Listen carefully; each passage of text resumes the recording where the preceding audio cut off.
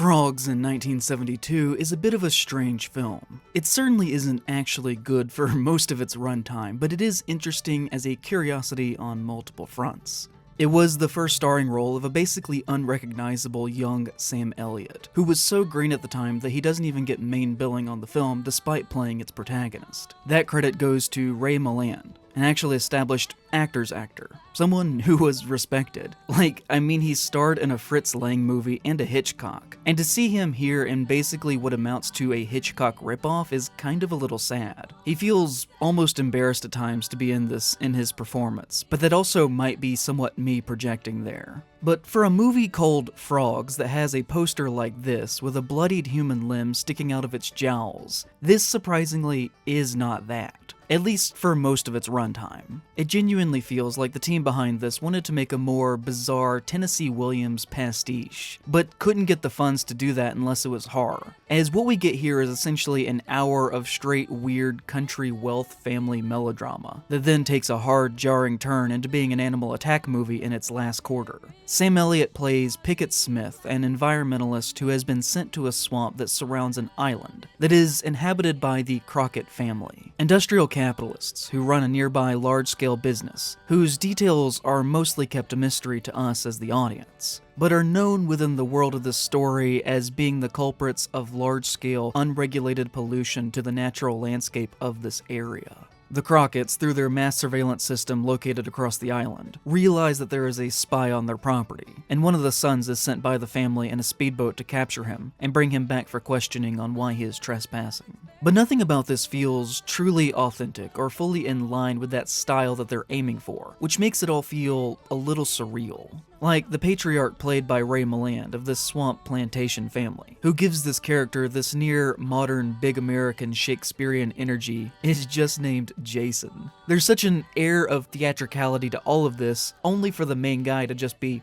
Jason. It's a little odd. And that is a pervasive feeling over the majority of this film, where it is clear what they are trying to aim for, but are totally floundering when it comes to the execution of any of the details. As a work of art, it is painfully slow, meandering, and not in a way that feels all that artistically intentional. And yet, there's just something captivating about all of this mostly outright bad and ill-thought-out play that we're watching, that frequently cuts to menacing close-ups of stock footage of nature shots of frogs. This is an overused term that I usually hate, but it genuinely adds a near amateur Lynchian feel to Frogs that keeps you seated throughout it when you otherwise might be inclined to just move on. Overall, the family melodrama does not interest me whatsoever. I'm normally into this kind of thing. V.C. Andrews is one of my favorite authors of all time, but I'm not really compelled by it when it's done poorly, which I would argue this is. There is, however, two things in this first hour that really grab my attention.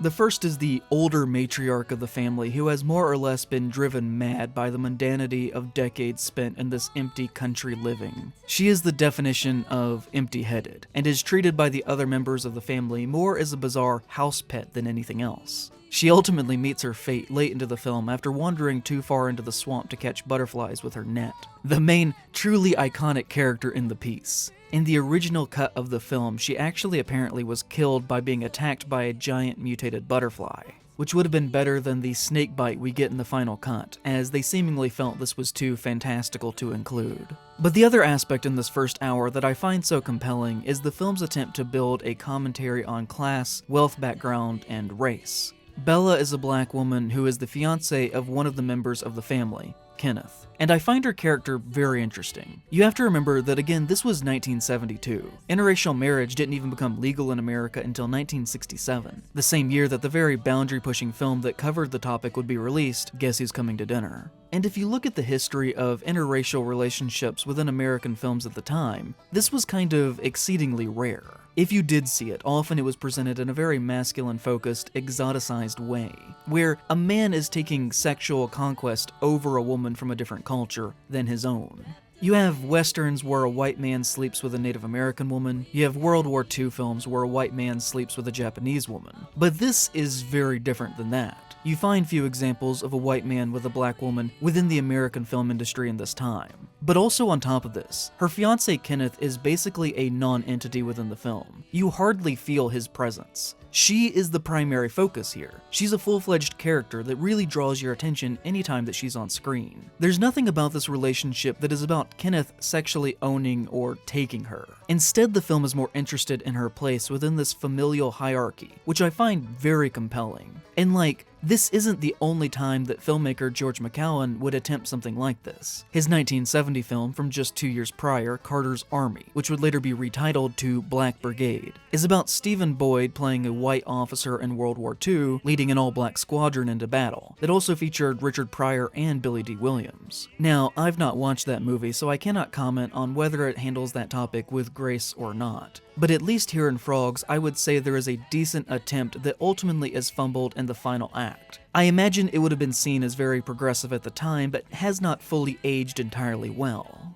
I would even argue that the most interesting scene in the film surrounds this idea, as Bella talks with the servant Maybelle, and reveals to her that Bella is actually short for Maybelle, and that they share the same name. This interesting parallel of characters is created between them. A class divide of presence, beauty, luck, fashion, money, and family background is created in this little moment where a bond is formed between them. And later, when things go bad on the island, Bella decides to leave the aristocratic family to suffer the results of their hubris, and takes the servants Charles and Maybelle with her to safety. But in this, I feel, is where the film shows its age, as it sets up the potential for an interesting idea, even possibly a new last act protagonist in the form of Bella. But after their escape from the island, we never see them again. We only see their bloody remains in the final moments of the film, with the implication being that they too met their end to an animal attack that we were not allowed to see. Their story literally does not get a conclusion like everybody else's. Every other character gets a closure to their arc except for them, because after escaping from the family, these characters simply just cease to exist. All that remains of them in the end are their belongings and their bodies. And I feel like there's a moderately racist lens in that uncaring attention placed on their fates, even if the film is ultimately trying to be somewhat progressive in its tone of how it handles this in 1972.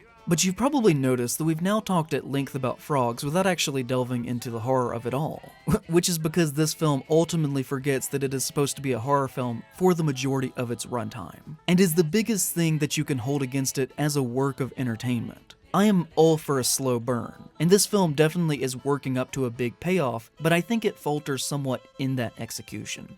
So basically what we have here is an almost Lovecraftian weird fiction kind of ending that reveals that the spirit of nature itself has decided to rise up against mankind for the destruction of the natural landscape. As not only is this an animal attack movie, but the flora of the landscape itself even aids in those attacks against the humans. And this is all goofy as fuck, but what else would you really want or expect from a movie called Frogs? And when it gets there, it definitely goes crazy with it. The family has basically made a house on Snake Island, and they're throwing a lot of wild ideas at you all at once it gets there. You've got dozens of dangerous animals, killer birds, snakes, alligator wrestling, even death by giant turtle. You've got lizards who can read the English language on bottles of liquids to mix them to create a poison gas to kill a man.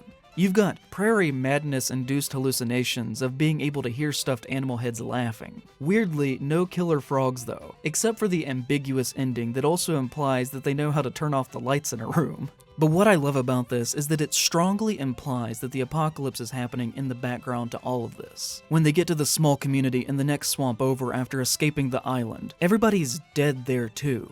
And they are picked up on the road by a woman who says that she's been getting worried because she hasn't seen anyone on the road for hours. That somehow the Crockett's have possibly inspired a worldwide cataclysmic event. Or perhaps the Frog Uprising was totally separate from what the Crockett's were doing, and we just assumed that they were responsible. It is an ending that creates a lot of questions for us as the audience, and in that is derivative of works that came before it like Hitchcock's The Birds. But that doesn't make it any less cool. It takes a much bigger and weirder swing than you might expect it to. And while it doesn't all work, you can't help but admire what Frogs is attempting with its limited resources. That makes for a fun, slightly slow, but constantly engaging and interesting early 70s oddity.